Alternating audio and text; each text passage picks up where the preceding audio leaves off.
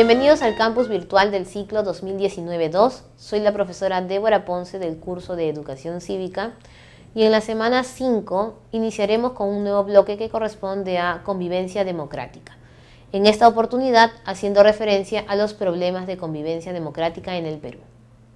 A continuación vamos a resolver preguntas que nos permiten diferenciar entre los tres problemas básicos de la convivencia, como son corrupción, discriminación y delincuencia. 1. Una abogada denunció ante la Defensoría del Pueblo que el personal de seguridad de un local del Ministerio Público intentó impedirle su ingreso, basándose en el cartel que se muestra. Y el cartel dice lo siguiente: prohibido el ingreso con minifalda. Sobre el caso expuesto se puede afirmar que...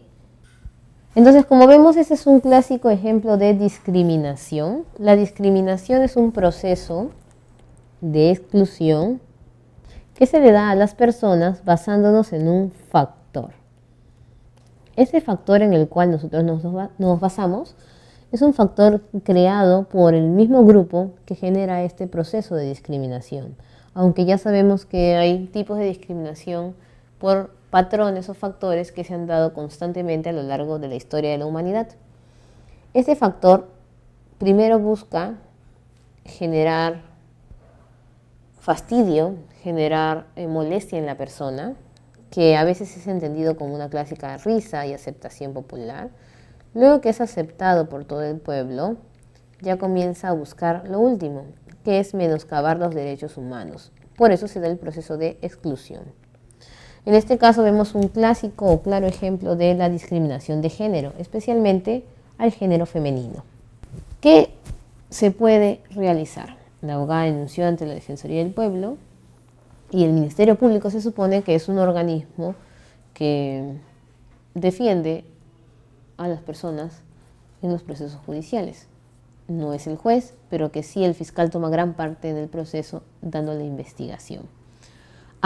El Ministerio Público está facultado de impedir el ingreso de personas que no visten ropa adecuada para las audiencias. Como sabemos, en muchos lugares existe un reglamento de vestimenta, un código de vestimenta formal, pero no se puede prohibir el tamaño de un tipo de ropa o simplemente impedirles el ingreso. Que se le puede aconsejar un tipo de vestimenta puede ser, pero no impedirle el libre tránsito de la persona. El personal de seguridad era un hombre machista que no respeta a las mujeres. El personal de seguridad solo cumple lo que dice dicho cartel, que obviamente es mandada por la institución. B y C. Es un acto discriminatorio porque está fomentando el estereotipo de género. La abogada fue discriminada en el ámbito laboral, ya que se vio impedida de ejercer su profesión. Y como sabemos, el tema no es con la abogada ni impedirle trabajar, sino por el tema de su vestimenta. Letra B. 2.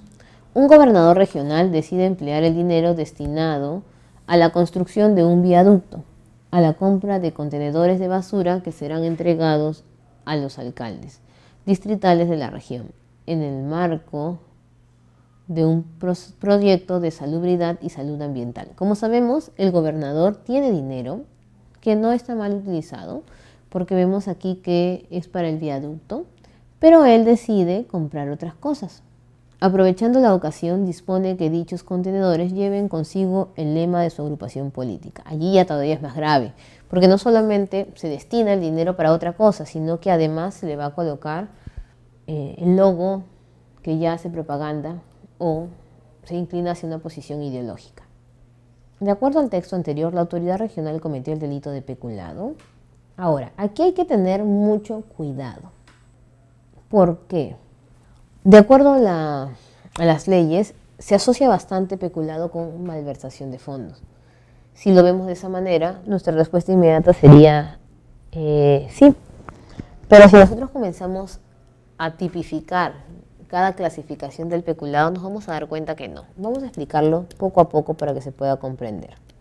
Peculado es aprovecharse de dinero u objeto en beneficio propio o familiar. También puede ser hasta amical. Ejemplos clásicos: Serenazgo tiene un vehículo y no puede utilizar el vehículo para transportar a su familia en horario de trabajo. ni en realidad en cualquier momento porque es un vehículo del Estado. ¿Se comprendió? Ahora, existen definiciones en las que dice que hablar del tema de dinero se le conoce como malversación de fondos. Pero aquí viene la explicación para encontrar la diferencia. Siempre que se define malversación de fondos, no solo por mencionar dinero, es porque la malversación de fondos, su nombre dice, es un mal uso del dinero público, que no siempre es visto como aprovechamiento directo para un conocido. Puede ser desde el inicio que decía, teníamos que hacer una cosa con ese dinero como comprar contenedores y los destinamos para otra. Encima, el problema todavía radica en que le colocó el logo del partido. Pero el punto en sí es que utilizó el dinero de forma inadecuada. No, ya que los caudales estaban destinados a fines asistenciales. Sí, porque el dinero se le fue entregado, se le otorgó en razón de su cargo. No, porque el servidor público no se ha apropiado para sí del dinero de la región. Sí, porque la malversación de fondos es una variante del delito de peculado. Entonces nuestra respuesta es letra C. No se ha aprovechado del dinero, pero lo ha utilizado de manera correcta. Aquí también es importante. En algunos libros aparece como un tipo de peculado, pero no hablan de la variación de los procesos dentro de, porque hay peculado directo, indirecto, sino al que se parece al tema de utilización de cosas o dineros del Estado. Ahí está la diferencia. No puede ser, y nuestra respuesta correcta es la C. 3. En el distrito de Los Olivos, un dirigente de una empresa de transporte denunció que unos hombres llegaron al frontis de su vivienda y quemaron su mototaxi, quien indicó como responsables a 3 individuos que habían estado cobrando cupos de 300 y 500 soles, a él y los demás transportistas de la empresa. La policía se movilizó y logró detenerlos dentro de las 24 horas, por lo que la Fiscalía pudo interponer inmediatamente la acción penal por flagrancia.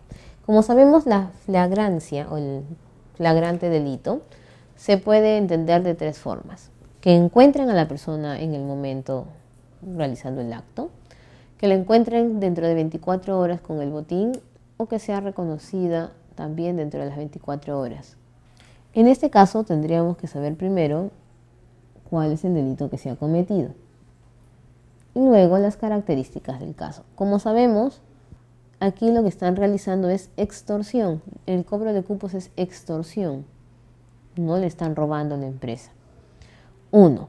El Poder Judicial condenaría a los reos por el delito de robo agravado, y eso es incorrecto porque es extorsión.